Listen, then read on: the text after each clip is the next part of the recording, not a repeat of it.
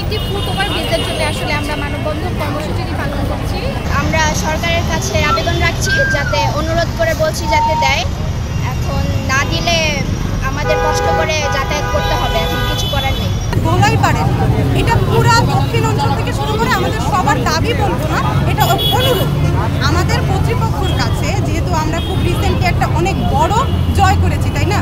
তাহলে আমি অনুরোধ করবো এবং আশা রাখবো যে কর্তৃপক্ষ যারা এটা দায়িত্বে আছে তারা আমাদের সাহায্য করুক, তারা এই দাবিটা মেনে নিক, অনুরোধটা মেনে নিক। তাহলে আসলে আমরা সবাই খুবই খুশি হব।